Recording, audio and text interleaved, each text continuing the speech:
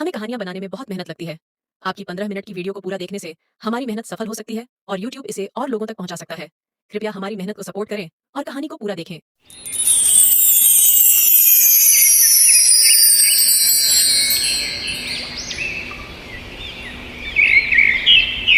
गुलाबगंज नाम का एक गांव था जहां एक परिवार रहता था। उस परिवार में 2 भाई, उनकी पत्नी और उनके पिता रहा करते थे। बड़े भाई का नाम मोहन और छोटे भाई का नाम लखन था। बड़ा भाई लालची और कामचोर था, जबकि छोटा भाई मेहनती और बहुत आज्ञाकारी था। वह अपने पिताजी और बड़े भैया की किसी भी बात को नहीं टालता था, उनकी सभी बातों को मानता था। एक दिन की बात है। बेटा, अब मैं बीमार रहता हूं। अब मुझ में इतनी ताकत नहीं कि मैं खेती कर पाऊं, इसलिए अब से तुम दोनों खेती संभालो। ठीक है जी पिताजी।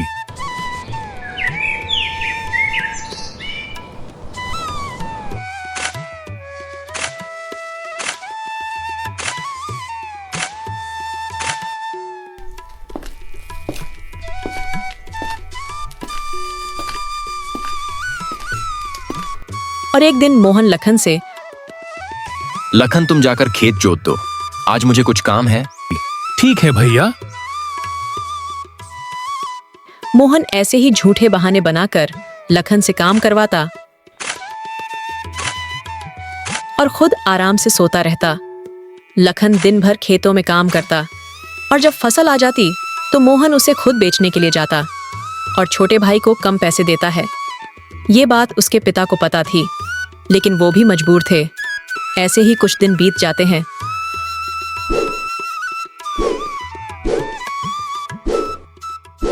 और एक दिन उनके पिताजी की मृत्यु हो जाती है।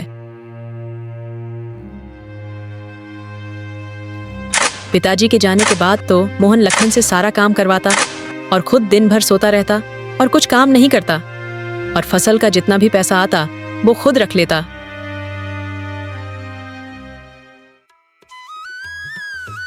ए जी, खाने के लिए थोड़ा सा ही राशन बचा है, आप जेठ जी से कुछ पैसे ले आइए ना। ठीक है लक्ष्मी, मैं भैया से पैसे ले आता हूँ।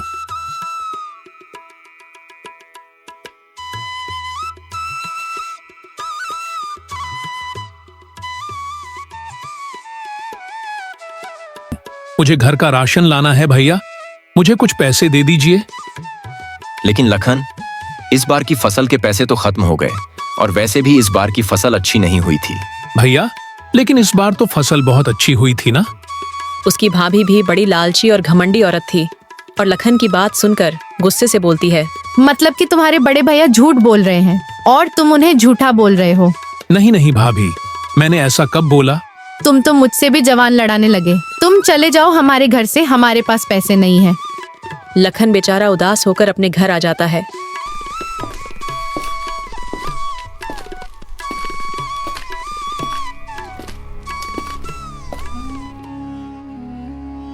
ए जी, पैसे ले आए। नहीं लक्ष्मी, मैं पैसे नहीं ला पाया। लखन सारी बात लक्ष्मी को बताता है। लक्ष्मी भी बहुत उदास हो जाती है।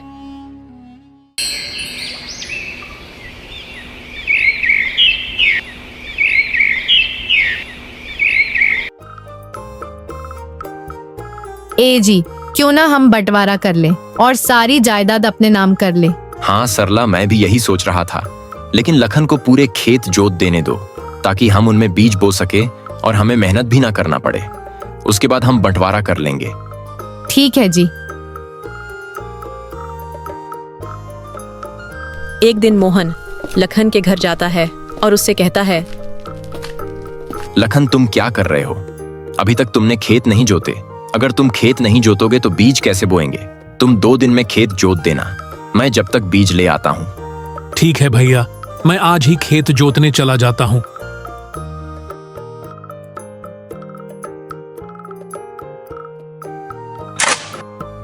अब लखन दिन भर खेत जोतने लगा।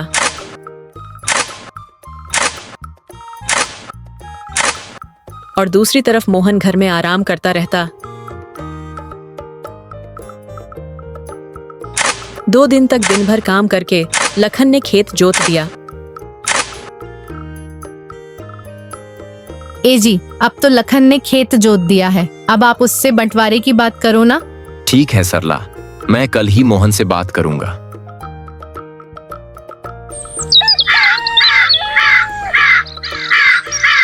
भैया मैंने खेत जोत दिए हैं। ठीक है लखन, मुझे तुमसे आज बहुत जरूरी बात करनी है। बोलिए ना भैया, क्या जरूरी बात है? लखन, मुझे लगता है अब हमें न्यारे हो जाना चाहिए। तुम्हारी भाभी भी यही कह रही थी। ठीक है भैया, जैसा आप सही समझे। तो ठीक है मोहन, एक काम करो, जो गांव के बाहर जमीन है वो तुम रख लो और जो गांव मैं है वो मैं रख लेता हूं। जी भैया। लखन उदास होकर अपने घर आ जाता है। लखन लक्ष्मी को सारी बात बताता है।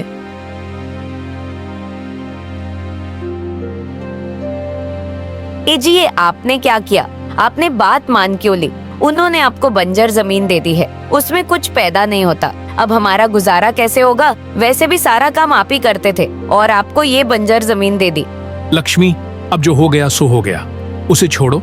मैं अपनी मेहनत से उस बंजर जमीन को उपजाऊ बना लूंगा, तुम चिंता मत करो।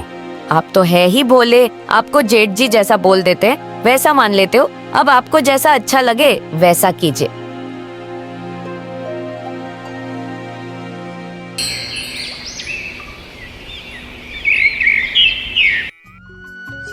लक्ष्मी, मैं खेत पर जा रहा हूं तो तुम मेरा खाना बांध दो, मैं वहीं पर खा लूंगा। आज खेत पर ज्यादा समय लग जाएगा क्योंकि बंजर जमीन को उपजाऊ जो बनाना है। ठीक है जी, मैं आपका टिफिन ले आती हूँ।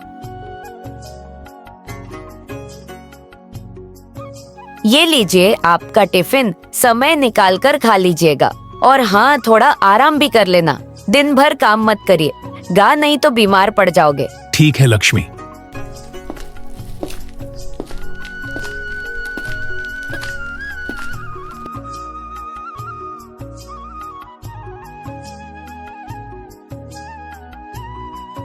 ए जी, आपको उठना नहीं है क्या? अब आपको ही खेत पर काम करना होगा, बंटवारा हो गया है। अगर आप ऐसे ही सोते रहेंगे तो खेत पर कौन जाएगा? हाँ हाँ, भाग्यवान उठ रहा हूं। मुझे इतने जल्दी उठने की आदत नहीं है ना, क्योंकि लखन ही सारा काम करता था। अरे वो तो सुबह ही अपने बंजर खेत पर चला गया और आप अभी तक सो रहे थे। अगर आप ऐसे ही आराम करते रहोगे तो हम भूखे मर जाएंगे। अब आपको ही सारा काम करना होगा। पूरी जमीन अब हमारी है, जल्दी से उसमें बीज बोआइए ताकि अच्छी फसल हो सके और हम बहुत अमीर बन जाएं। भाग्यवान जाता हूँ खेत पर, लेकिन उससे पहले तुम खाना लगा दो। मैं नहा कर आता हूँ, बहुत तेज भूख लग रही है।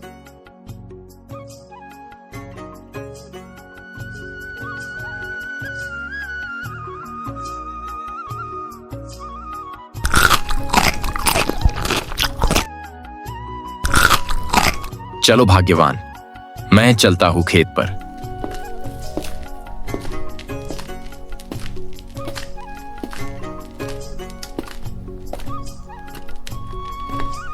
चलो बीज बो देता हूं।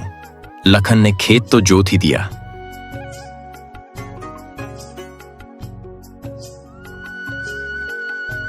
अरे बड़ी धूप है और मैंने बीज तो वो ही दिए। अब चलो थोड़ी देर आराम कर लेता हूं, फिर मैं खेत में पानी दे दूंगा। मोहन आराम करते करते सो गया और कब दोपहर से शाम हो गई उसे पता ही नहीं चला। और दूसरी तरफ लखन दिन भर काम करता रहा। अरे ये क्या हुआ, दोपहर से शाम हो गई। लगता है मैं ज्यादा देर आराम कर लिया। चलो कोई बात नहीं, मैं खेत में पानी कल दे दूंगा। वैसे भी खेत कहां भागा जा रहा है, और वैसे भी आज मैंने बहुत काम कर लिया है। चलो अब घर चलता हूं।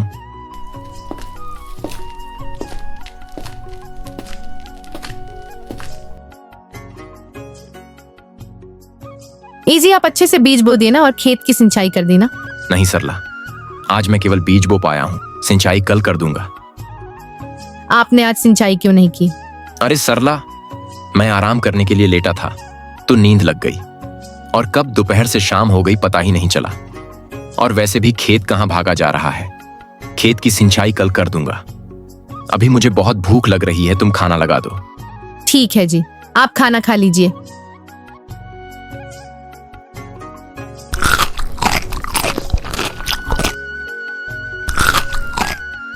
लेकिन दूसरी तरफ लखन रात तक काम करता रहता है।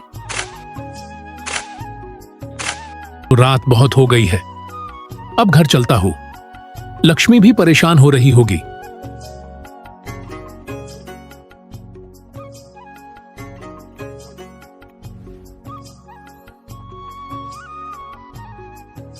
ए जी, आप इतना काम मत किया करो, नहीं तो बीमार हो जाओगे। लक्ष्मी, काम नहीं करूंगा तो घर कैसे चलेगा? और वैसे भी उस बंजर जमीन को उपजाऊ जो बनाना है, काम तो करना ही पड़ेगा ना।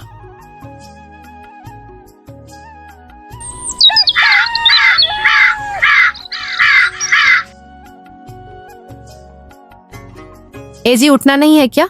खेत पर नहीं जाना क्या? देखो, लखन सूरज उगने से पहले ही अपने बंजर खेत पर चला गया। अरे भाग्यवान, उठ रहा हूँ। सुबह सुबह इतना क्यों चिल्ला रही हो? मुझे सब याद है। आज खेत में पानी सींचना है। मुझे लगा कि आप भूल गए हैं। मैं कुछ नहीं भूला, मुझे सब याद है। मैं नहाकर आता हूँ, तुम खाना लगाओ।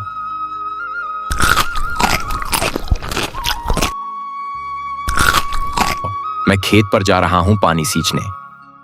मोहन और लखन दोनों अपने अपने खेतों में पानी सींच देते हैं,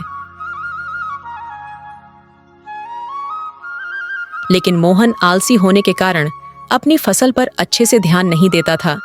बस दिन भर पेड़ की छांव में आराम करता रहता था। लेकिन लखन मेहनती होने के कारण अपने बच्चों की तरह फसल का ध्यान रखता था और हर दिन अपने खेतों में पानी सींचता था। ऐसे ही कुछ दिन बीत जाते हैं। लखन अपने खेत पर फसल देखने आता है और अपनी फसल को देखकर बहुत खुश होता है, क्योंकि उसकी मेहनत रंग लाई थी।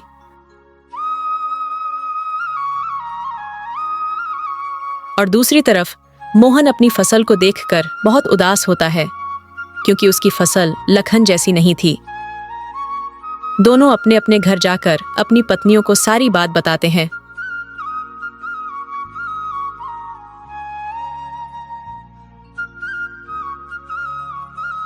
इजी आ गए खेत से। लक्ष्मी, इस बार हमारी फसल बहुत अच्छी हुई है। लगता है अब हमारी सारी परेशानियां दूर हो जाएंगी और फिर हम भी अपनी सारी जरूरतें पूरी कर पाएंगे। आपकी मेहनत रंग लाई जी। आपने अपनी मेहनत से बंजर खेत को भी उपजाऊ बना दिया। हाँ लक्ष्मी, हमारी मेहनत रंग लाई। अब भगवान की कृपा से सब ठीक हो जाएगा।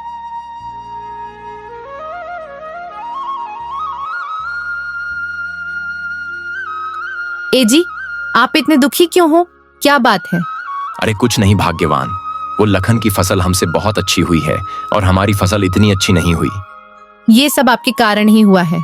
अगर आप फसल पर अच्छे से ध्यान देते तो ऐसा नहीं होता। अब वो धनवान हो जाएगा। ये सब मुझसे नहीं देखा जाएगा। आप कुछ कीजिए ना। वही तो सरला, अब मुझे कुछ समझ नहीं आ रहा कि मैं क्या करूं। सरला और मोहन बात ही कर रहे थे कि बहुत तेज बारिश शुरू हो जाती है।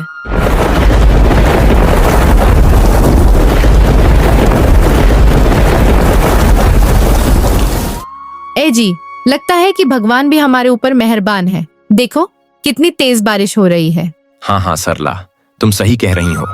चाहे हमारी फसल नष्ट हो जाए, लेकिन ये बरसात नहीं रुकनी चाहिए और लखन की फसल नष्ट होनी चाहिए। हाँ, आप सही कह रहे हैं। ये क्या हुआ जी? अगर ऐसे ही बरसात होती रही तो हमारी सारी फसल नष्ट हो जाएगी और हमने इतनी मेहनत की है वो सब बर्बाद हो जाएगी। अरे लक्ष्मी, हम अब इसमें क्या कर सकते हैं? भगवान को जो करना होगा वैसा ही होगा।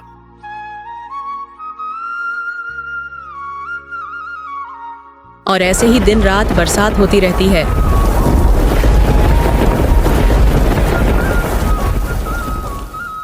क्या पता ये बरसात कब रुकेगी। लखन ने जैसे ही ये बोला वैसे ही बरसात रुक जाती है और लखन खेत पर अपनी फसल देखने के लिए जाता है। लखन नष्ट हुई अपनी फसल को देखकर बहुत दुखी होता है और अपने घर वापस आ जाता और सारी बात अपनी पत्नी को बताता है। और दूसरी तरफ मोहन और उसकी पत्नी को जब ये पता चलता है कि लखन की फसल बर्बाद हो गई तो दोनों बहुत खुश होते हैं। ए जी, अब आया ना मजा। अब देखती हूँ कैसे वो अमीर बनेगा। अब तो उसकी पूरी फसल भी नष्ट हो गई। हाँ सरला, अब तो उसकी फसल ही नष्ट हो गई। लखन दुखी जरूर था, लेकिन वह हार नहीं माना था और लखन लक्ष्मी से कहता है, लक्ष्मी, मैं खेत पर जाकर फिर से फसल बोऊंगा, फिर से मेहनत करूंगा और इस बार इससे भी अच्छी फसल उगाऊंगा। जी, हम इस बार और भी मेहनत करेंगे। लक्ष्मी, चलो अब मैं खेत पर जाता हूं, मुझे फिर से खेत को जोतना होगा। लखन खेत पर आके खेत जोतने लगता है और उसे खेत जोतते जोतते शाम हो जाती है।